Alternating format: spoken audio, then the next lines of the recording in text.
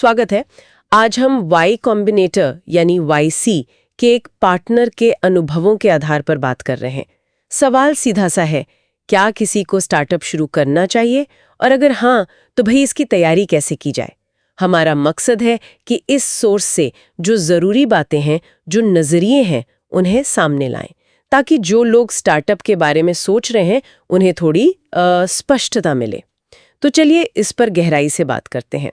Source material ना शुरू में ही ये साफ करता है कि देखो, कोई एक फॉर्मूला नहीं है सफल फाउंडर बनने का।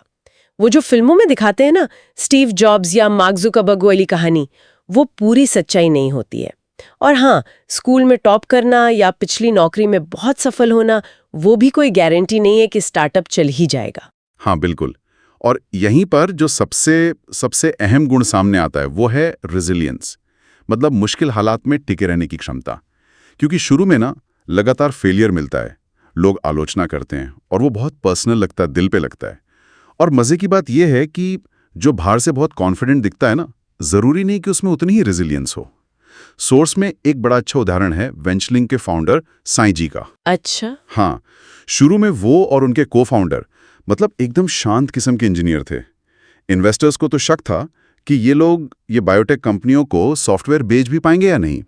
उन्हें पहली फंडिंग जुटाने में, पहले कुछ ग्राहक लाने में ही सालों लग गए। लेकिन साई जी की जो वो टिके रहने की जिद थी, जो रेजिलियंस थी, उसी ने उन्हें आज अरबों डॉलर की कंपनी का लीडर बनाया है। और ये जो शुरू करने की वजह होती है, जैसे किसी को पैसा कमाना है या बस एक उत्सुकता है कुछ करने की, सोर्स कहता है कि ये वजह भी ठीक है, कोई बुरी बात नहीं है।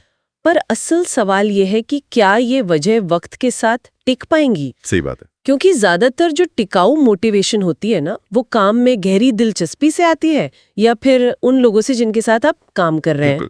तो अगर कोई सोच रहा है स्टार्टअप शुरू करने का, तो एक बहुत ही प्रैक्टिकल सवाल पूछना चाहिए खुद से, मेरे पास खोने के लिए क्या है? मतलब वर्स्ट केस सिनेरियो क्या है?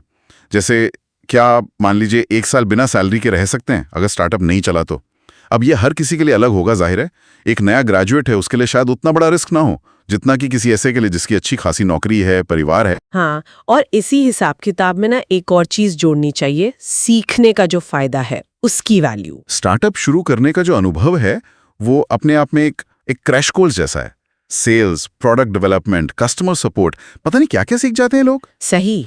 और ये तजुर्बा करियर के लिए बहुत फायदेमंद हो सकता है, भले ही वो पहला स्टार्टअप मान लो फेल भी हो जाए। हाँ बिल्कुल। कई कंपनियां हैं, जैसे रिपलिंग का जिक्र है सोर्स में।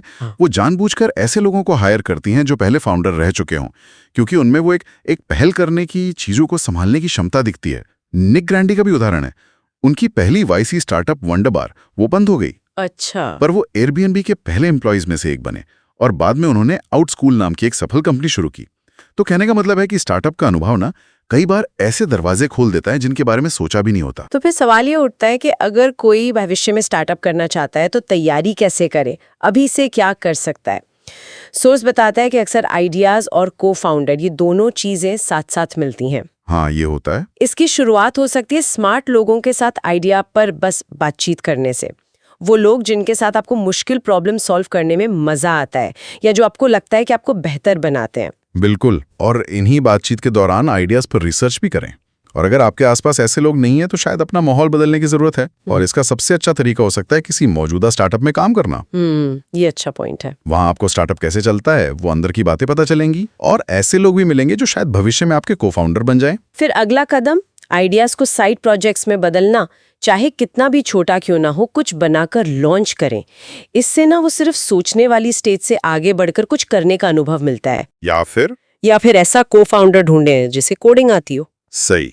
और फिर वो बड़ा सवाल आता है, नौकरी छोड़कर पूरी तरह से स्टार्टअप में कब कूदना चाहिए। जरूरी नहीं कि आपका साइड प्रोजेक्ट एकदम से हिट हो जाए रातों रात। यहाँ पर वाई कॉम्बिनेटर के पार्टनर पॉल बुचार्ड, जिन्होंने जीमेल बनाया था, उनकी एक सलाह बहुत काम की है। क्या सलाह है? वो कहते हैं कि ऐसा प्रोडक्ट बनाना बेहतर है जिसे कुछ लोग बहुत ज्यादा, दीवानगी की हद तक पसंद करें, बजाय ऐसे प्रोडक्ट के जिसे बहुत सारे लोग बस ठीक ठाक ओके समझे। अच्छा। तो अगर आपको कुछ ऐसे शुरुआती यूजर मिल जाते हैं जो आपके प्रोडक्ट के लिए पागल हैं, तो समझिए आप शायद सही रास्ते पर हैं। लेकिन इससे भी ज्यादा जरूरी शायद ये सवाल है, क्या आपको ये पूरा प्रोसेस, आइडिया सोचना, उसे बनाना, उससे सीखना, क्या इसमें मजा आ रहा है?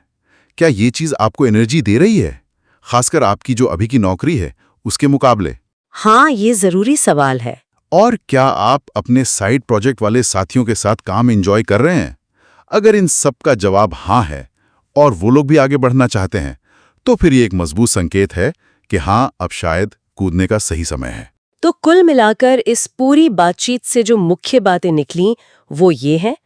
एक तो स्टार्टअप के लिए रेजिलियंस यानी टिके रहने की हिम्मत सबसे जरूरी है। दूसरी बात, शुरुआती वजह चाहे जो भी हो वो उतनी मायने नहीं रखती जितनी वो प्रेरणा जो समय के साथ उस काम से या लोगों से मिलती है। बिल्कुल। तीसरी, सबसे बुरे हालात का अंदाजा जरूर लगाएं, लेकिन सीखने के फायदों को कम मत समझें। और चौथी, सही लोगों के साथ आइडिया पर काम करें और साइड प्रोजेक्ट्स के जरिए अनुभव हासिल करें। हाँ, और जाते जाते एक विचार सबके सोचने के लिए छोड़ जाते हैं। मान लीजिए किसी ने एक साइड प्रोजेक्ट पर बहुत मेहनत की, पर वो बहुत सफल नहीं हुआ।